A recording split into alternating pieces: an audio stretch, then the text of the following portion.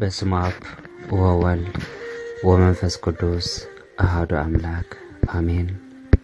መጀመሪያ አመላ ዓለም ትርከቡ ህዝበ እግዚአብሔር አምላክ አሕዋተይ ሰላምን ጣዕናን ክኾነልኩም እናተመነኹ ናብታ ጽሕፍተ ክወስደኩም መንፈሳዊ ዛንታ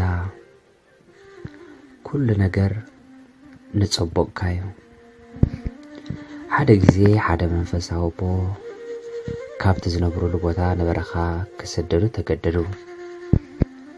ክብገሱን ከለዉ ድማ ብዘይካ መጽሓፍ ቅዱሶም ካልእ ሰለስተ ነገራት ምስኦም ተማልኡ።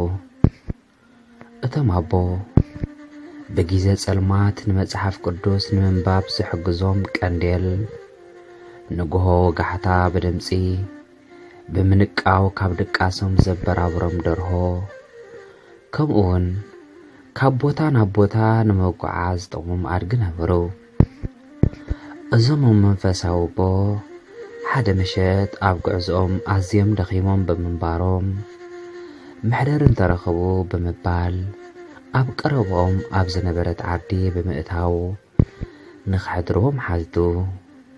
እንተኾነ ግና ካብቶም ዝሓትትዎም ወላ ሓደ እኳ ፍቓደኛ ኮይኑ ዝተረኽበ ይነበረን።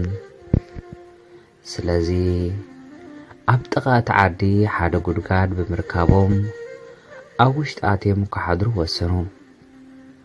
ከም ወትሩ መጽሓፍ ቅዱስ ከንብቡ ቀንደል የመልዑ። እንተኾነ ግና ዝነበረ ብርቱዕ ንፋስ ኣጥፍኣ። በዚ ምኽንያት ክድቅሱ ብምሕሳብ ጎቦ ምስኮኑ ተኽላ ብምምጻእ ንተባዕታይ ደርሆኦም ኣንበሳ ድማ ንኣድጎም በልዕዎም። ዝተደራረበ ጉድኣት ዝበጽሖም እቶም ሽማግለ ሓገዝ ንምርካብ ናብታ ኣብ ጥቖም ዝነበረት ዓዲ ምስ ተመልሱ ሸፋቱ ናቶም ነበርቲ ናይቲ ዓዲ ብምልኦም ብምቕታል ንብረቶም ብምዝራፍ ዑን ዓዲ ኾይና ጽንሐቶም። እቶም ሽማግለ ዝኹሉ ብዝረኣዩ ጊዜ እግዚአብሔር ማዕረኽ እንደይ ጽቡቕ ነገር ከም ዝሓሰበሎም ኣስተውዓሉ።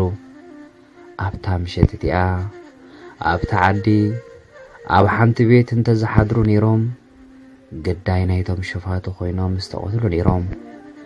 ንቐንዴሎም ንፋስ እንተዘየጥፍኣ ነይሩ ባና ብርሃን ብምርኣይ ኣብ ዝሰባሎ ብምባል ነቶም ሸፋቱ ምሕበር ምኾነ ነይሩ።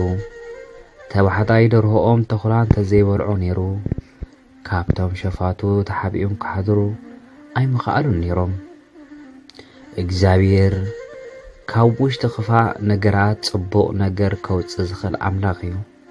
ስለዚ ኩሉ ጊዜ ኦ ኣምላኸይ ንዝወረደኒ ሽግር ዝገጥመኒ ፈተናን መከራን ኩሉ ንጽቡቐይ ስለ ዝገበርካለይ የመስክነካ ኣለኹ ንበል። አሜን። ስለ ቃሉ ይኽበር ይመስገን።